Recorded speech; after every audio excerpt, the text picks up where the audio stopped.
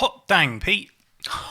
It's Hot only dang. another Constant Geekery podcast. That's all. Well, shiver me timbers.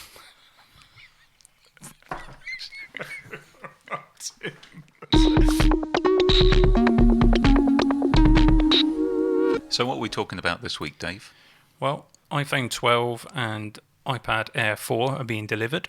Yeah. These devices featuring the A14 Bionic. So the title I've given for the podcast is What Does A14 Bionic Teach Us About Apple Silicon? Oh, I'm sure a lot of people will be interested to hear some thoughts on that. So iPad 12 and iPad Air 4 are coming now. They're actually being shipped to people. I believe you might have picked one up. Yeah, I've got an iPad Air 4 that arrived yesterday. We don't get anything super fast like some of these YouTube channels who seem to get everything days before it actually hits the market. But Hint, Apple. I have to say, I haven't spent a huge amount of time with it. I'm filming the review today, but it is a sizable step forward. Okay, that in itself is good. What are you comparing that to? Other iPads. Okay, and you've got a few that you've worked on. Yeah, so today in the video I'll be looking at the iPad Mini, the iPad Pro, and the new iPad Air. I'll also be putting in my iPhone 11 as well, just to get the idea of the A13 performance compared to the A14. So basically we've got A12, A13, A14, and then the A12X or Z in the iPad Pro. The benchmarks, so I've done all the benchmarks already. That's what we're going to talk about in this episode. Okay. And they are impressive. Really? I'm keen to hear what they are. I will tell you what they are, but Okay. not yet. Oh, keeping me in suspense. I guess the question we need to ask is, we're doing benchmarks and tests on a chip that is being delivered in an iPad and an iPhone. Can we apply this to the forthcoming Apple Silicon for Macs? Yeah, so that's an interesting question. I think there's probably a lot of people that are just extrapolating out from that in crazy form, but there will be differences, won't there? There are. So when Apple Silicon was announced, it was specifically stated that they were developing Mac-specific silicon. Yeah. They're not just taking the chip out of an iPad and throwing it into a MacBook chassis. And I think maybe some have literally thought that because of the Mac Mini developer kit being essentially that, but that's really just to help developers get software ready. It's not specifically meant to be, here is some Apple Silicon, here is something that approximates Apple Silicon for Mac. Yeah, what Apple said was, you'll be pleased to see what we can do when we're not even trying. When they were talking about the developer transition kit. There are things that don't exist in the iPad chips, that it doesn't support all of the Mac Silicon extensions, for example. So there are some things developers have not been able to work on, for example, virtualization. So the Mac-specific chips will be specific to the Mac, rather unsurprisingly. And they'll be different to the iPad chips. Now, of course, it's going to be based on the A14. But it's not going to be the same. I would expect to see additional cores, better cooling, possibly allowing for higher voltage, so higher clock speeds, possibly. Sure. More GPU cores, possibly. More memory, all of these kind of things, which will give better performance. So it's fair to say these things will give us a better idea of potential, but we can't extrapolate. We can't extrapolate directly from what we've seen in the past. But no, just because someone has done something doesn't mean that they'll be able to continue doing that. I mean, Apple have been making some fairly sizable jumps with each generation of their system on chip. But you can't expect those sizable jumps to continue forever. no, There'll come a point where that rate of progress slows down. it's just not sustainable, isn't it? It's like if you're doing really well in your job and you get a sizable pay rise, a sizable percentage increase. It's not reasonable to expect that percentage increase every time because it just wouldn't be sustainable. Yeah, that's a good example. Yeah. So, any surprises from what you've seen so far? Yes. Ooh, go on then. Well, I don't think the processor benchmarks came as any shock. I mean, we actually spoke about these back along, because they got leaked and we discussed them, and yeah, those leaks were correct. We never specifically looked at GPU performance. No. So I was a bit in the dark about that, and I am surprised pleasantly. I was going to say, is that a good surprise? Yeah, but let's we'll get to that. First of all, we're going to look at benchmarks to sort of determine some ideas about what might be coming. But I think it's just important that people understand where benchmarks are good and where they fall over. Yeah. So a benchmark is a synthetic workload, and the idea with sometimes you get very specific benchmarks, like for a specific benchmark for rendering performance, for example. But we're going to use Geekbench 5, and this is a general purpose computing benchmark. Mm-hmm. So the idea is that it's a synthetic workload that's aimed to replicate real world computer usage scenarios. Yeah. But all of us use computers differently, don't we? So, Yes. For example, how you use your machines, your devices, your computers may be different from me. So what you might perceive as a significant performance improvement because of your workflow and your workload, if I was to get the same device because I'm doing different things, I may not perceive any kind of tangible difference. Correct. And that's a really important point that, it's horses for courses. You need to do your homework and you need to know what it is, and get the appropriate CPU that supports your workload. Yeah. It's not like we've got masses of choice, though, is it? At the end of the day, but still, there are some things that work better on some particular systems. So a benchmark is useful, though, for comparing processors that sit within the same family. Okay. And why is that? Why is it between specific families of processors those benchmarks are most useful? Because if it's in the same family, then we might assume that it has the same functions and features. So, for example, we're going to talk about Intel CPUs in comparison to the Apple CPUs. Yeah. But we need to accept Intel CPUs have functionality that Apple's chips just don't have. Things like AVX and virtualization, that kind of thing. Two good examples.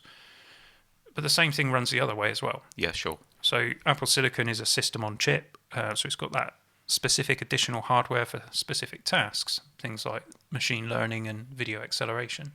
Mm-hmm. So there will be some things where an Intel CPU will destroy Apple Silicon. Yeah. And there will be some things where Apple Silicon destroys an Intel CPU. Some people might find that a surprising statement, but it is true. It is true. Yeah, it does depend what you're doing with your CPU.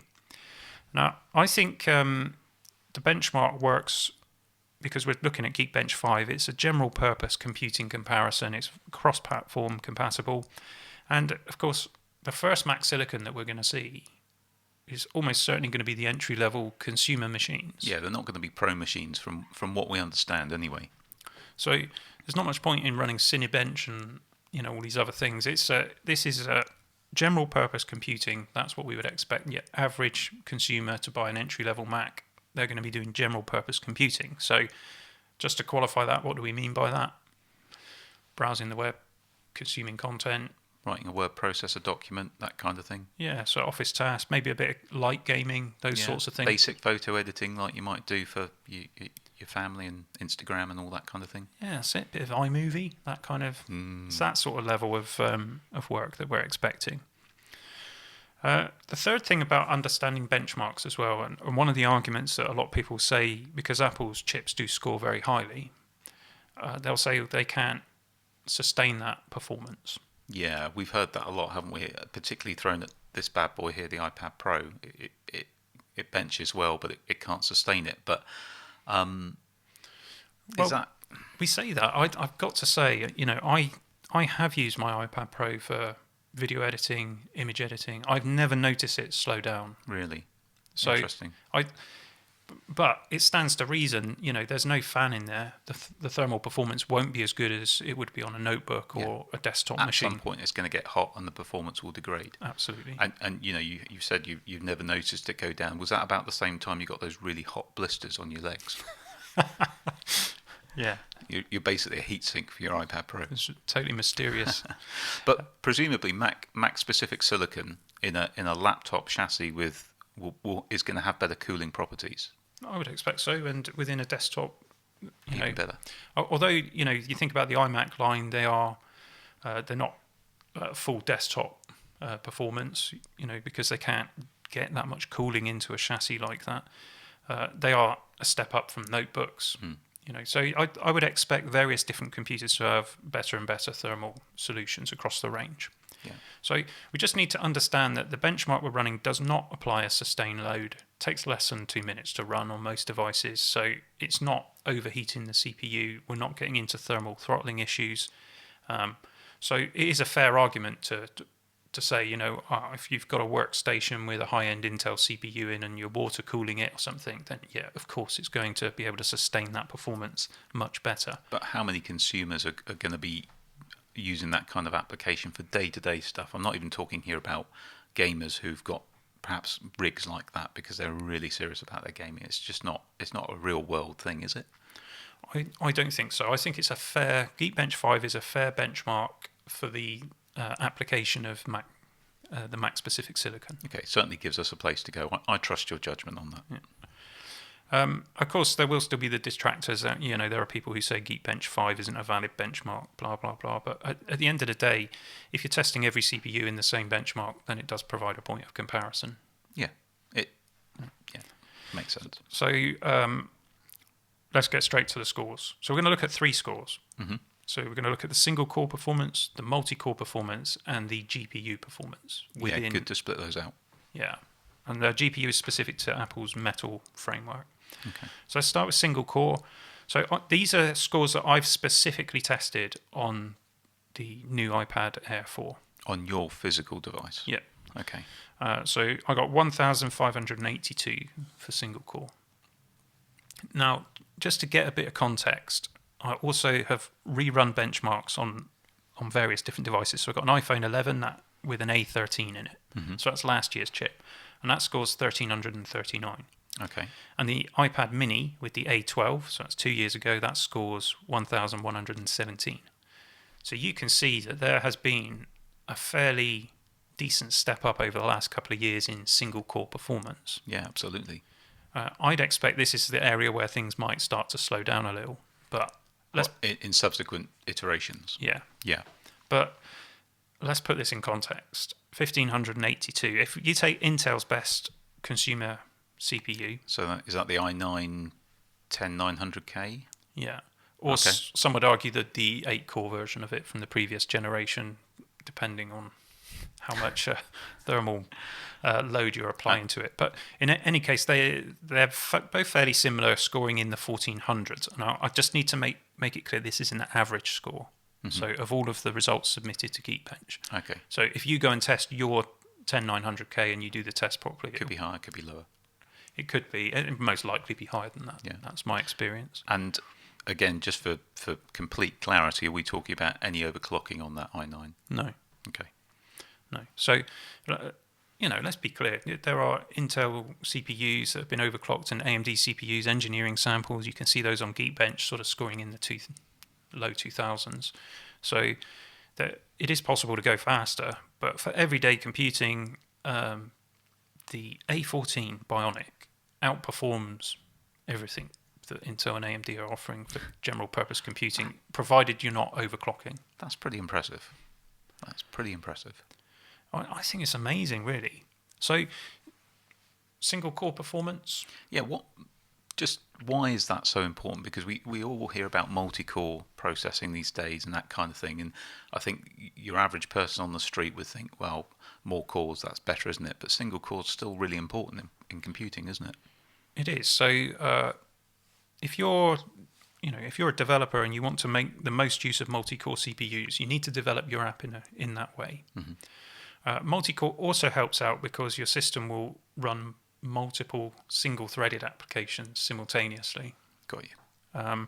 And the operating system will also offload certain tasks, where it can be smart. And I believe that macOS will be doing that to a certain degree. However, single-core performance is hugely important.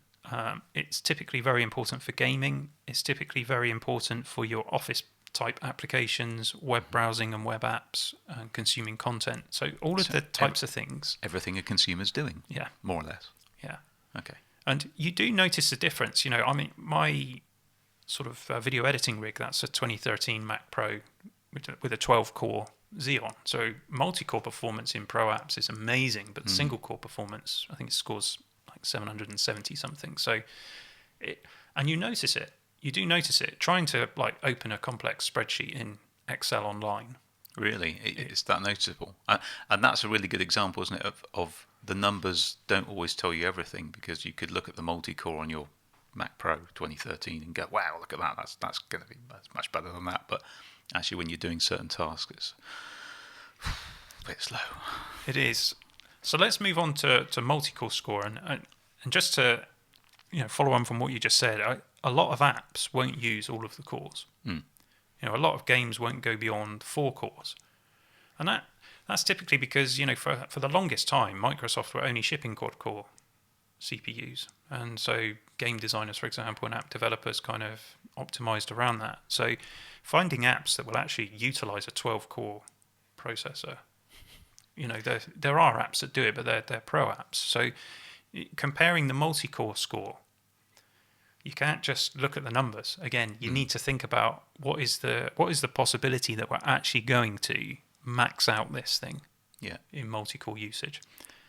It's almost like when people in back in the day, I don't know if they still do it, but they compare the horsepower of a petrol car to, say, the horsepower of a diesel car, and forgot things like torque and things that actually make a difference when you're physically driving the car, which completely change your experience. And it's the same here, isn't it? Different numbers only tell you so much. It's about how that translates into the real world.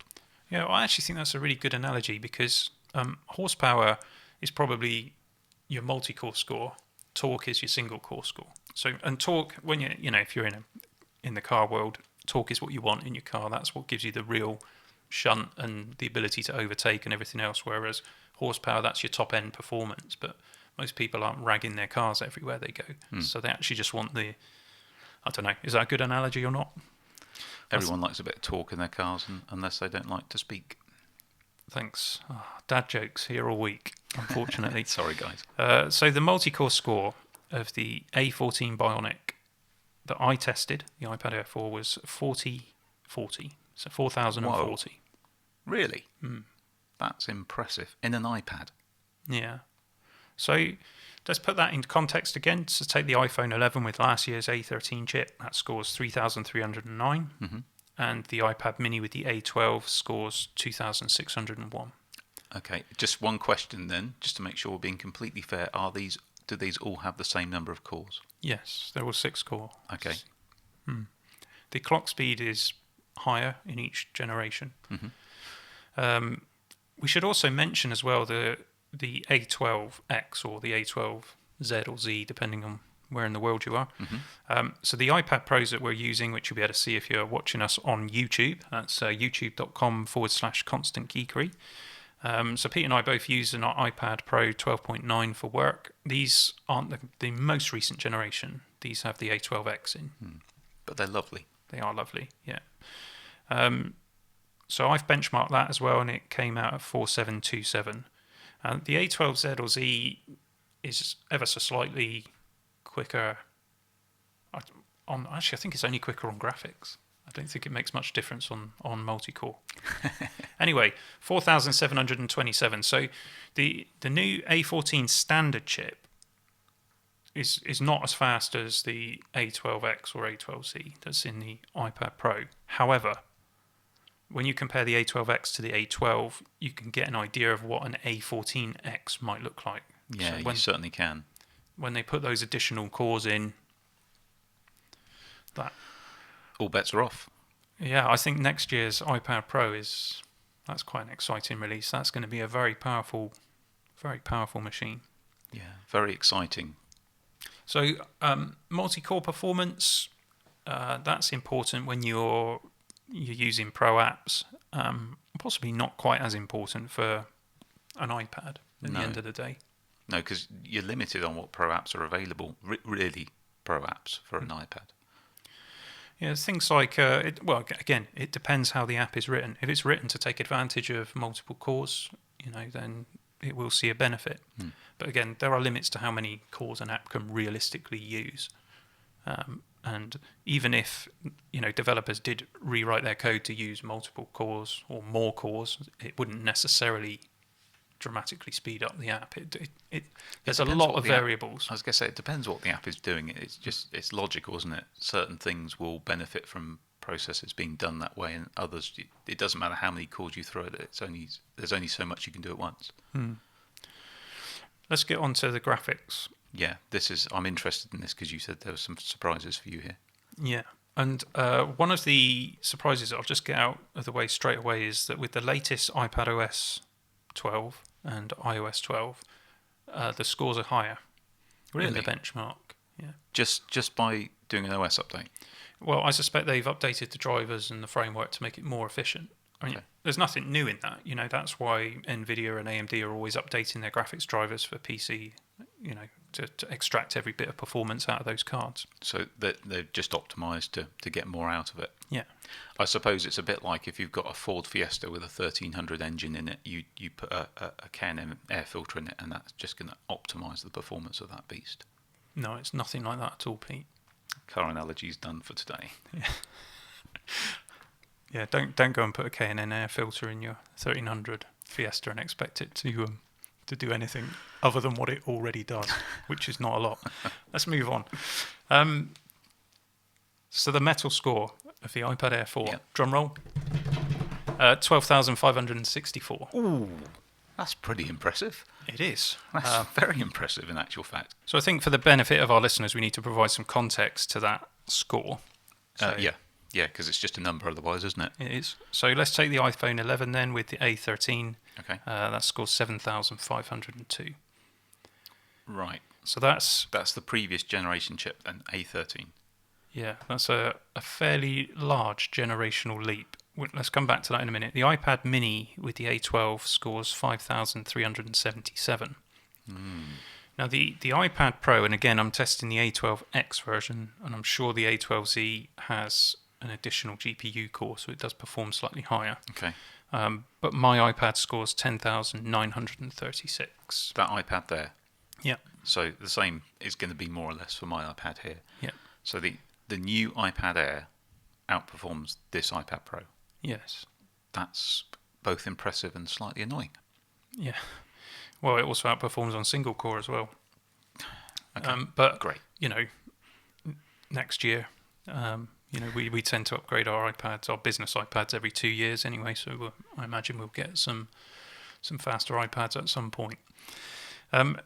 That's by the by, though. That score of 12,564. I mean, it's such a leap over the A13, and it's the one thing. When I put up various videos about Apple Silicon, and one of the videos I put up was questioning whether we actually need dedicated GPUs anymore in the long term. I'm not talking about immediately, obviously.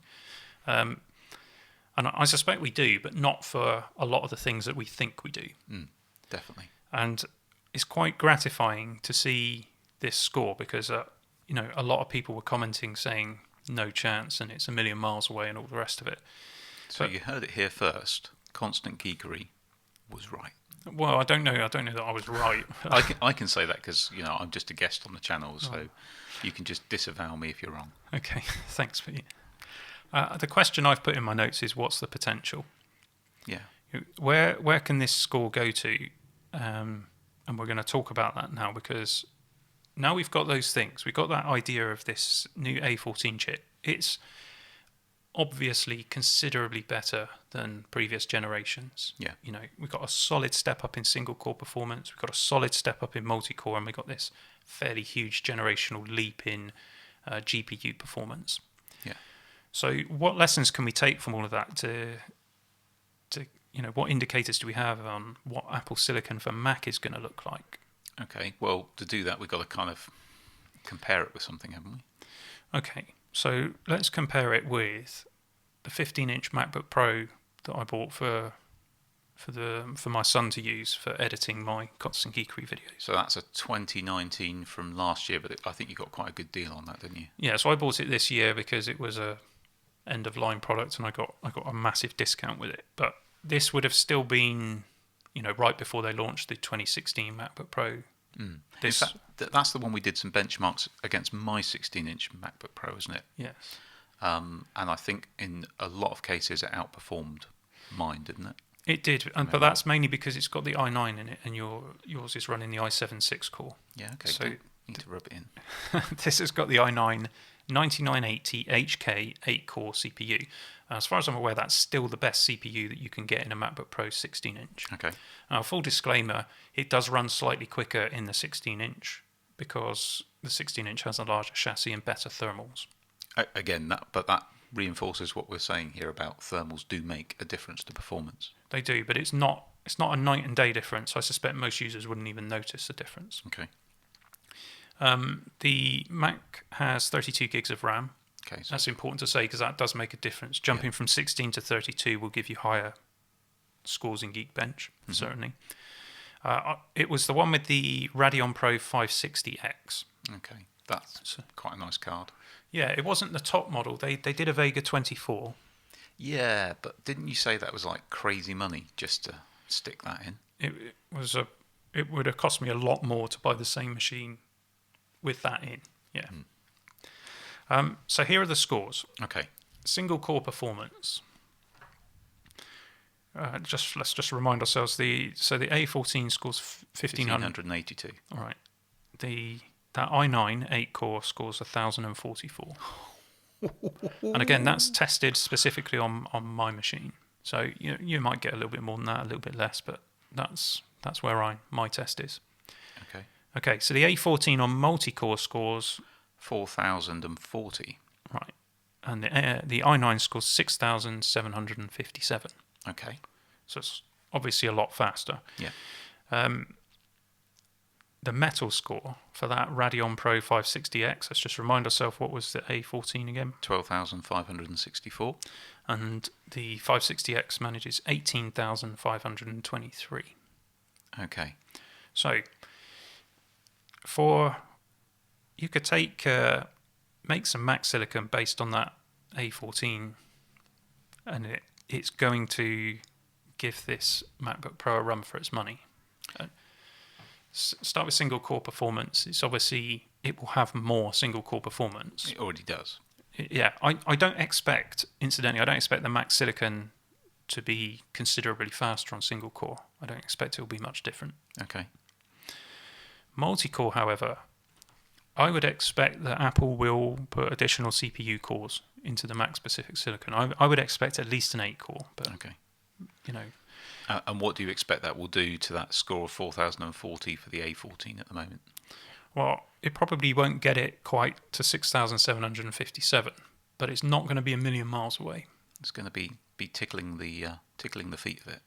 Yeah, because what they'll also do is put, there'll be additional RAM. The better cooling might allow for them to run the CPU at a higher voltage. I suppose actually if they increase the clock speed, then single core would go up. So who knows? Whether or not it meets that 6,757 or not, though, is to a degree a little bit irrelevant, because in order to get that score, you have to be maxing out all of those cores. Which, again, on a consumer-based machine, with the software you're likely to be using, that's probably unlikely. Probably.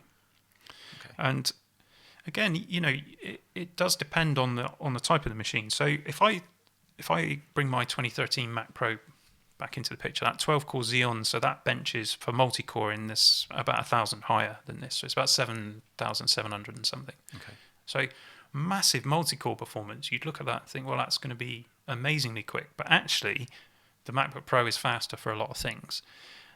For example, one of the main things is encoding and decoding H.264 video. Okay. Because there is no hardware acceleration in the Mac Pro for that. Whereas the MacBook Pro 15-inch, well, it has a T2 chip in it, which is used for the high efficiency video codecs, and it's also got Intel's QuickSync on board for H.264. So it will just be, it will run rings around the Mac Pro for editing that sort of video content. Yeah, and if you think about it in the context of the ecosystem for this consumer level environment, people are going to be shooting potentially on their iPhone, which shoots in H.264, I believe.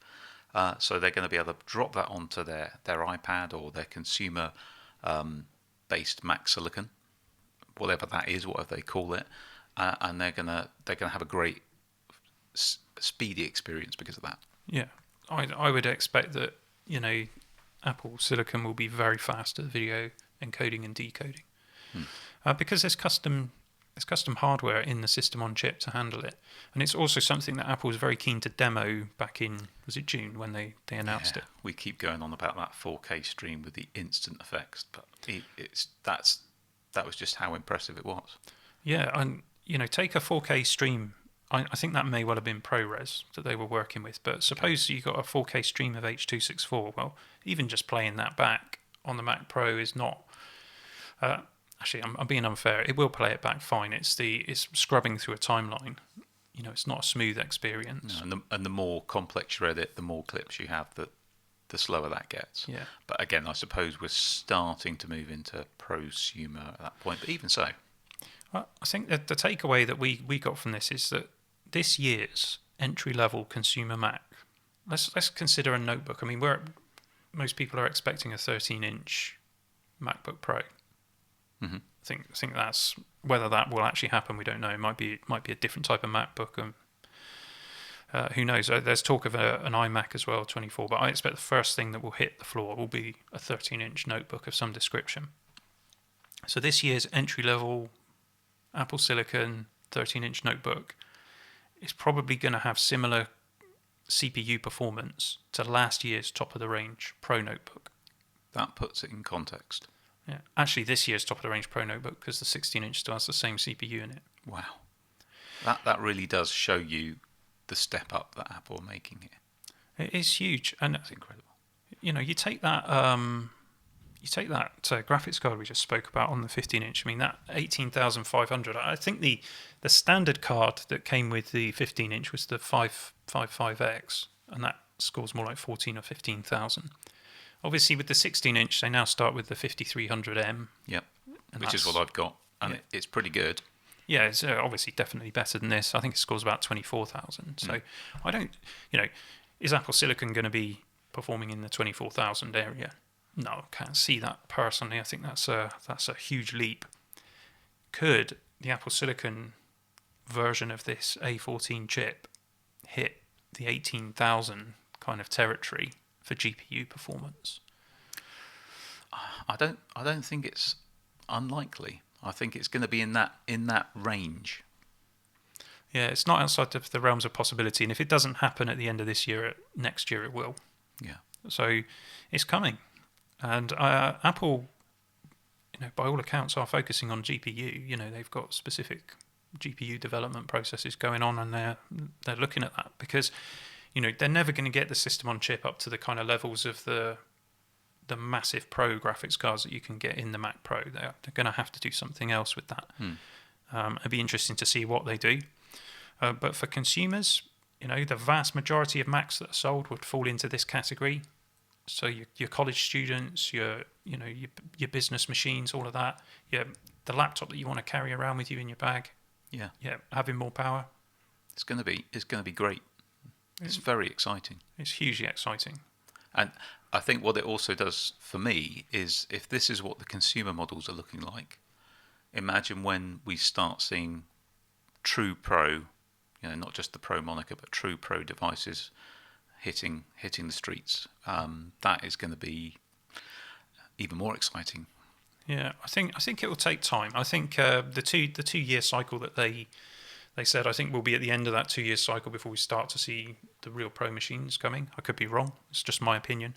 I suspect something to actually take on the top end, those 28 core Xeons that you can spec in the 2019 Mac Pro. I'm not convinced we're going to have that in 2 years' time. No, but if you start putting in your mortgage application for the finance on one now, by the time it comes around, you might be there. Okay, so for these consumer entry-level Macs, and I think that does, using the term entry-level is almost a disservice because it kind of sets your expectations. So for this phenomenal new consumer-focused device, when are we expecting it again? Well, before the end of the year is what they said. The rumour mill is saying November 17th, which is probably about right. That would give them a chance to start shipping in December or before December, before Christmas. Yeah, I'd have thought that would be a fairly key thing to do. It'd be quite exciting if that is that, to watch that live maybe. Yeah, we'll certainly be doing a lot around Apple Silicon. I mean, I've kind of committed myself to buying one of these things anyway. So one way or another, we'll be presenting a whole bunch of content. But let's leave it there. Let's speak about content now for the week ahead. So normally on the channel, I say normally, we've recently got into the pattern of doing the podcast on a Monday and I launch a video on a Friday. Yep. I'm going to change that around this week because the iPad Air review that I'm shooting today, obviously iPad Air is hot at the moment, so I want to put that up when people are actually interested in it. So that will probably go up tomorrow. Whether or not I'll still put a video up on Friday is another question. Still working on finishing the 7 days with Apple Watch as well. Yeah. So, how are you getting on with it? Well, I've got all of the footage shot. It's just getting the edit. There's a lot of material. There's a lot of Dave looking really unfit out and about walking. So I'm going to be kind to myself and cut some of that out at least. Actually, I'm kind to my listeners and viewers, I think, if I do that. Nobody wants it. No one needs it, Pete. No, and the less of you in fitness mode, the better, probably. Yeah. Actually, no, I'm kind. I'm sorry. Another excitement, though, this week is on Wednesday, where AMD are launching their new 6000 series GPUs. Yeah, very exciting. I'm sure NVIDIA will probably be launching something tomorrow for them to go onto eBay or something. I suspect there'll be some sort of press release or something either today or tomorrow from NVIDIA to try and take the wind out of AMD's sales. But I were quite excited about that.